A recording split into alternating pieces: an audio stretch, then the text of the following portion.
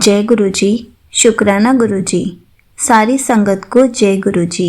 संगत जी, आपको पता है गुरुजी हमें कितनी बार लाइफ ब्लेस करते हैं, हमारी फैमिली को कैसे प्रोटेक्ट करते हैं, पूरी फैमिली को कैसे लाइफ ब्लेस करते ही रहते हैं। इसी पर एक आंटी जी का सत्संग सुनते हैं जिसमें उन्होंने इस बात को बहुत अच्छे से एक्सप्लेन किया है।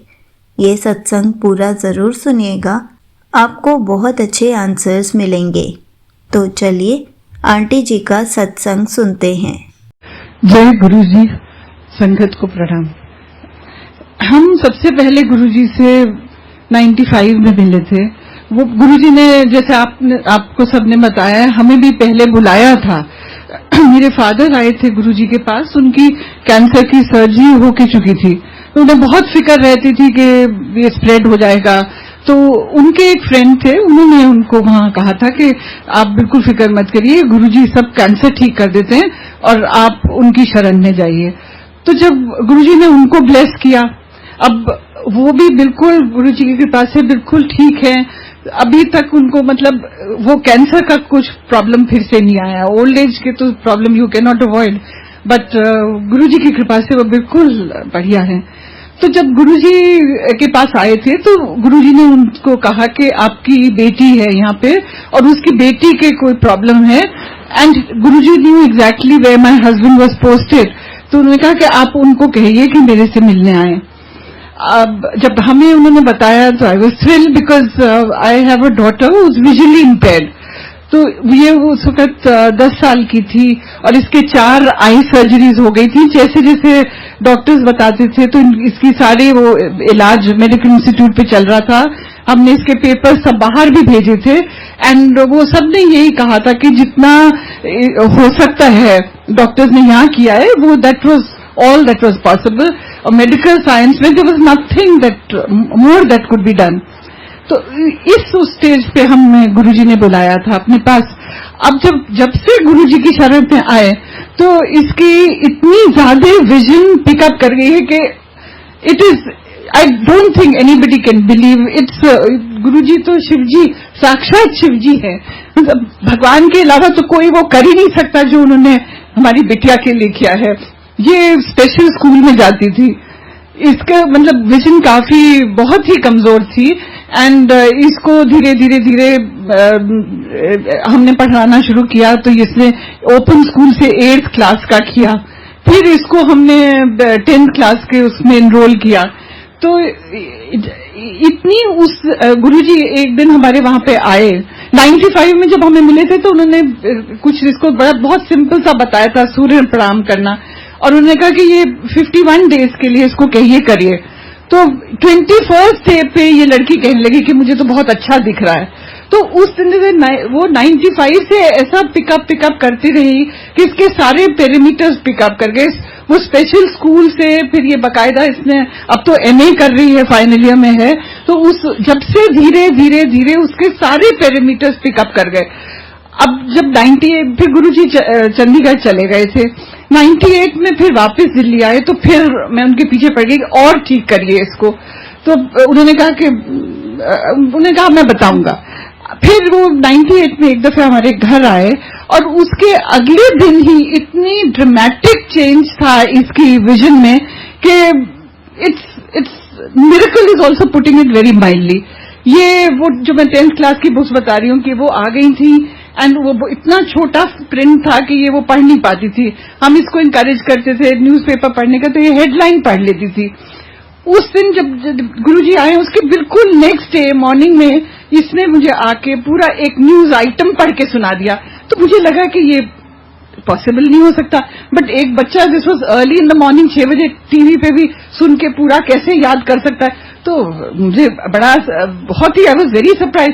फिर उसने मैंने इसको कहा अपनी बुक लेके आओ, जो पिछले दिन ही वो पढ़ नहीं पा रही थी। अब वो जब वो बुक लेके आई तो वो उसमें से इतना छोटा प्रिंट, बिल्कुल जो न्यूज़पेपर वाला प्रिंट होता है वो वाला वो प्रिंट था, और ये पढ़ के इसने सुना दिया। उससे पहले हमें सारी इसकी टेक्स्ट बुक्स इनलार्ज करवानी पड़ती थी, मैग्नीफाई करानी पड़ती, और फिर जाके इसके वो पल्ले पड़ती थी, और ये इसने खटाखट पढ़ के सुना दिया। तो ओवरनाइट गुरुजी ने इसके ऊपर इतनी कृपा करी कि उसको बहुत ही मुश्किल है, मतलब आप लोग कैसे उसको बिलीव करेंगे, बट ये बिल्कुल हमारे साथ ये ऐसा ही हुआ। फिर धीरे धीरे इसके इतने पैरामीटर सारे ही पिकअप कर गए। उसके स्पेशल स्कूल से मतलब ये करने लगी, फिर इसने ग्रेजुएशन किया है और अब गुरुजी की कृपा से एमए प्रीवियस में, and not only just wading through, she is been getting a first division all along.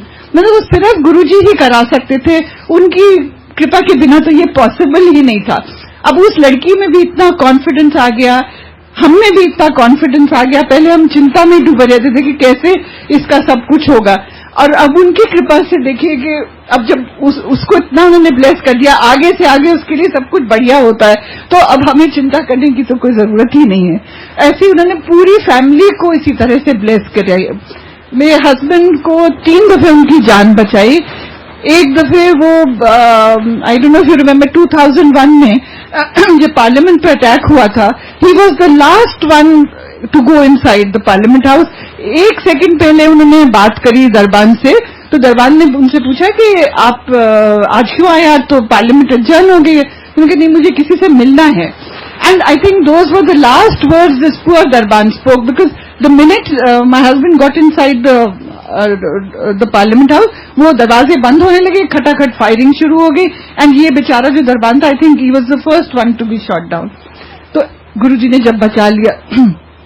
ऐसे एक दफे टूर पे गए थे तो बहुत एक हेडलॉन्ग कोलिजन हुआ अशोक लीलैंड के ट्रक से। इतना बुरी तरह से जिस टैक्सी में थे स्मैश हुई कि जिसने भी देखा उन्होंने सोचा कि ये तो इसमें तो कोई बच ही नहीं पाएगा।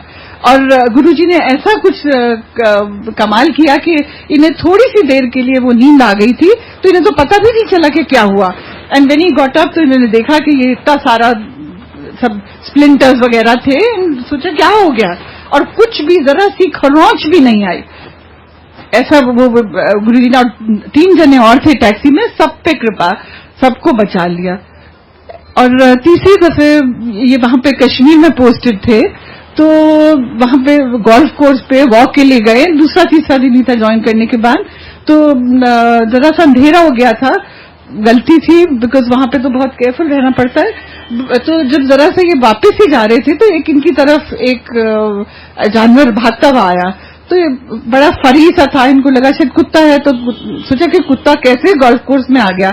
जरा सा अचंभा हुआ, बट फिर जब पास में और पास आया, इतनी सी दूर था, तो देखा कि वो तो लेपर्ड है और वो बिल्कुल तैयार था लपकने के लिए, उसकी टेल स्विश कर रही बिल्कुल गुस्से में। एंड कुछ समझ नहीं आया कि इतनी देर में क्या करूं, इन्होंने ऐसे वैसे शू शू कर दिया। एंड उसके बाद मतलब ये 2.5 किलोमीटर दूर था गेट, और ये वापस चलते रहे। गुरुजी ने फिर इनको बचा लिया, बिल्कुल बिना किसी उसके ये वापस वहां पहुंच गए। एंड तो इस तरह से गुरुजी की इतनी ज्यादा कृपा हम सब पे है। ऐसे बेटे को भी एक दफे, उसका भी बहुत ही कॉलेज में था, मोटरसाइकिल पे पीछे बैठा था, हेलमेट नहीं पहनी थी, तो बहुत ही भद्दा accident. It was so bad कि वो तो डॉक्टर से कि अगर जरा सा फ्रैक्शन ऑफ दिस थिंग बाल भी इधर वो होता है इसका, तो इसको पैरालिसिस हो जाती। और फिर गुरुजी ने उसको भी बचाया इसी तरह से। एंड मैंने जब गुरुजी अगले दिन आई मैं गुरुजी को थैंक्स करने, तो मेरे कहने से पहले ही सेकेंड लाइफ दे दी है बेटे नू। तो गुरुजी को तो कहना भी नहीं पड़ता था। अब हम हमेशा अपने बच्चों के लिए मांगते थे। ऐसे 20 साल से मुझे एस्थमा था, तो एक दिन उन्होंने मेरे से कहा जा तेरा कल्याण कर दिया, एंड अब तेरी स्टेरॉइड बंद हो गई। मुझे सर्दियों में 2-2 कोर्स स्टेरॉइड्स के लेने पड़ते थे, नेबुलाइजर करना पड़ता था। बट जब से गुरुजी ने, ये 6 साल पहले की बात है, जब से गुरुजी ने कहा है मेरे स्टेरॉइड मुझे बिल्कुल जरूरत नहीं पड़ी है, तो गुरुजी को तो हमें कभी कहना ही नहीं पड़ा। वो तो बिल्कुल आगे से आगे हमारे लिए वो सब कुछ कर देते। और अभी भी हमें उनसे उतना ही लगाव है, अभी भी हम उनको सच्चे दिल से याद करते, तो हमें पता है कि वो हमारी वो सुन रहे हैं। वो यहाँ पे फिजिकली नहीं, बट वो हमारे बिल्कुल करीब है, हमारे सबका बहुत ध्यान रखते हैं। जय Guru ji. Thank you so much aunty ji, आपने अपना सत्संग पूरे गुरु परिवार के साथ शेयर किया। आपने बहुत अच्छे से बताया कि गुरुजी हमारी लाइफ को, हमारी पूरी फैमिली की लाइफ को कैसे ब्लेस करते हैं, हमें कितनी बार न्यू लाइफ भी ब्लेस करते हैं। संगत जी, हमें बस गुरु जी से प्रे करते रहना चाहिए, अरदास करते रहना चाहिए, गुरु जी का मंत्र जाप करते रहना चाहिए, तो गुरु जी हमें हर पल करिश्मे दिखाते ही रहेंगे, हमें न्यू लाइफ ब्लेस करते ही रहेंगे, हमें हमेशा के लिए कष्टों से दूर रखेंगे। अगर कोई कष्ट आएगा तो उसको छोटे में भी निपटवा देंगे, लेकिन उसके लिए हमें हर पल गुरु जी को याद करना होगा। जय गुरु जी। शुक्राना गुरु जी।